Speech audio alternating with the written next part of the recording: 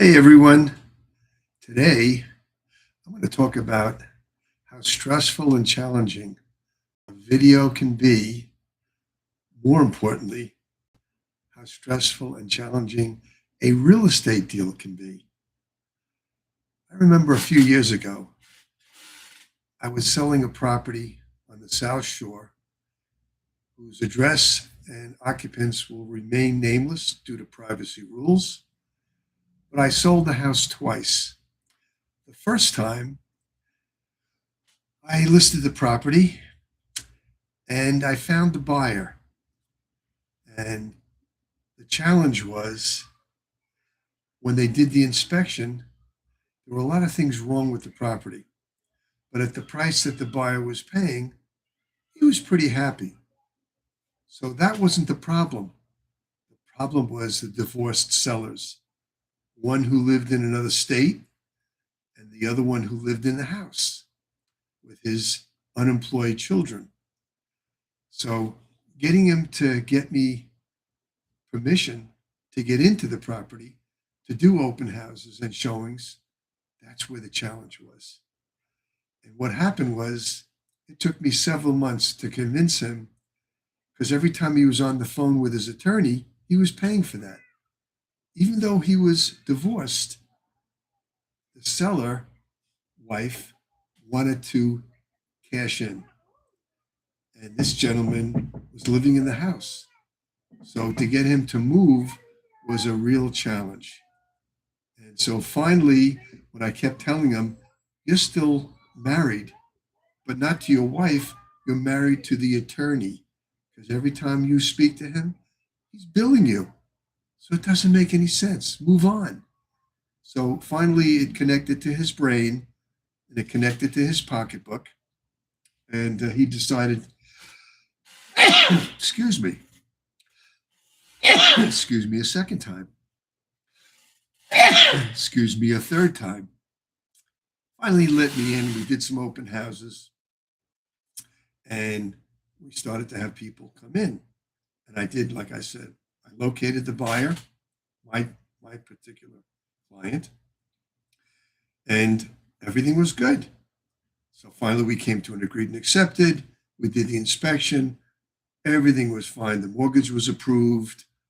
So the gentleman came in, and unfortunately, there were things that I didn't know about this particular buyer, but I'll talk about that in a little while. So lo and behold, we did some rentals for that particular owner. And then several years later, after he moved in, he did some renovations. He called me up and said, Phil, I think we need to sell. I'm thinking, why does he want to sell now? He just moved in 3 or 4, maybe 5 years ago. So I go and see him. I do a presentation. And I find out, he tells me, well, we're already with somebody in New York City, but I have to do all the work. I said, well, what's the reason? Well, I'm saving the commission. I said, listen, you're not saving the commission, because any buyer that comes in and knows that you don't have a broker representing you, they're subtracting X amount of money, could be 6%, whatever it is, you're not saving any money.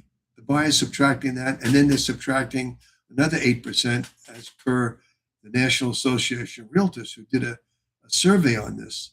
And people are not saving any money not using a realtor, especially a qualified, knowledgeable realtor with years of experience like me. So he realized that he didn't want to do open houses. He didn't want to get involved in the whole negotiation. I said, well, where are you saving money then? You may be negotiating a price that is lower than what a realtor like me would be able to provide. So he dehired that person and he hired me. So we did our open houses. We had no issues with that. We finally lined up a buyer with another agent and he got a good price on it. But here's the challenge. When the buyer came in to do the inspection, that was fine. But the appraisal, that was the problem. Because the appraiser came in and everything looked okay. And then he came out and said, oh, wait a second. You don't have a CO on that supposed shed, which he used for his car garage. He never got a CO. And he says, "Oh, I got a CO. Show it to me."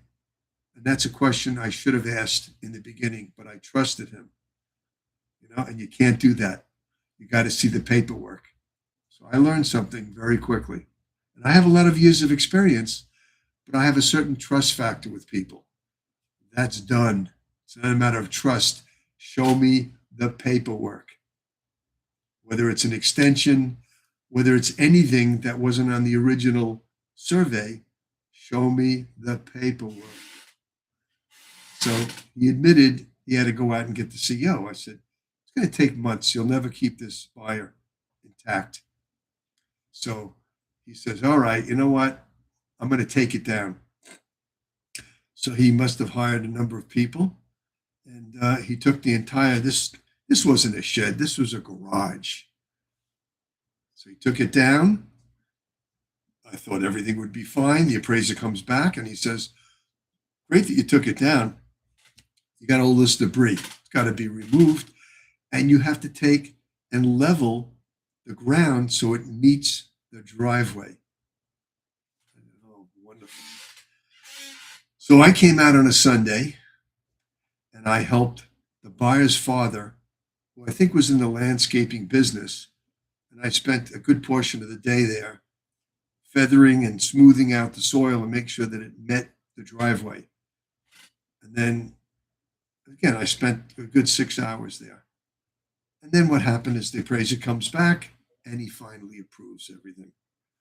So when people say, "Oh, it's very easy for you to get a buyer," you know what? It's not always that easy. And the things that you have to do to keep the deal going would shake up the most unbelievable individual who's in the business. It would shake you up because you have to have thick skin. You got to know what you're doing. You have to be able to convey information that people are asking questions about. And if you don't know something, you got to find out. So it was a lesson to me. Never again will I not believe people, or will I believe people until they show me the paperwork. So when I go throughout the house, I want to make sure, did you do any extensions that are not CO'd? Did you add anything? A patio?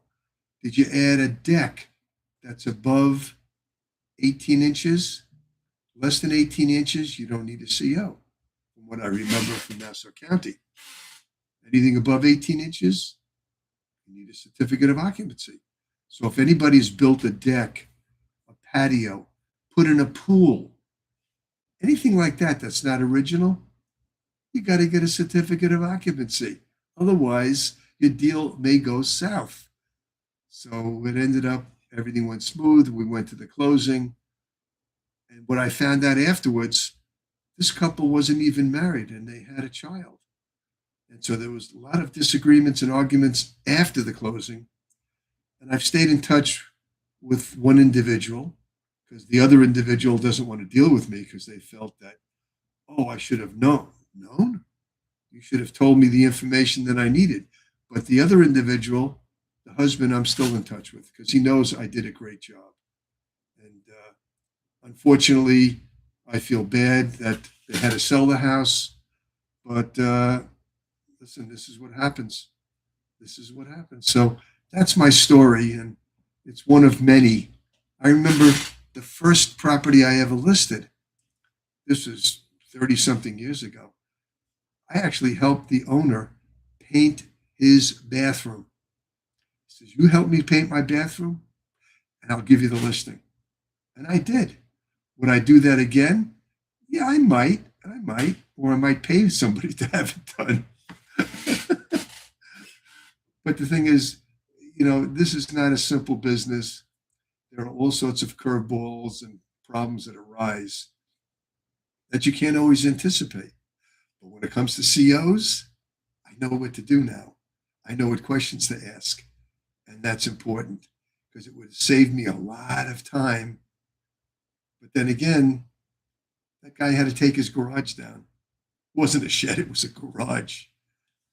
And, You gotta be able to know what to do, and you gotta be able to cater to people, and you gotta be a consultant. You gotta be a guider. The process really doesn't start until you find that buyer, and then the appraisal gets done, and all those things that happen in between that point, and the appraisal gets done. So I think we get paid more after we find the buyer than to find the buyer, because finding a buyer in Long Island now is still pretty good. It's a pretty strong market. Prices are still going up. I don't see an end in sight because we're at a 30-year low with inventory. And the interest rates are causing those who can't afford to buy in Long Island to either leave New York, which many of the people are doing. We're losing more population than we're gaining. Or you have to settle on a co-op or a condo if you can't afford a house. But the challenges are still there, whether it's a condo or a co-op. You got to pass the co-op board. Your debt to income ratio has to be at a certain level. Your income has to be at a certain level. What that level is, we never know because we don't know what the board's going to do. So there are challenges. I don't care what kind of property that you have, that you're selling or that you want to buy. You have to make sure the buyer is qualified. You have to make sure the seller has all their paperwork in order. And then hopefully you'll come to a happy ending, the closing, and you get a check, because that's what we get paid for. It's the process from the start and the tumultuous process that goes through it and to get to the closing. It's not easy. It's a phenomenal business. I'm always looking to take on more agents, but you know what? You got to have thick skin. If you don't have thick skin, keep your job, start a side business. But that's the story. So I hope you enjoyed this video. And if you want to see more like me, subscribe. And we'll see you on the next video, which might be in the upper left or right-hand corner, depending on what my technician has done. But you take care and you have a lucrative day.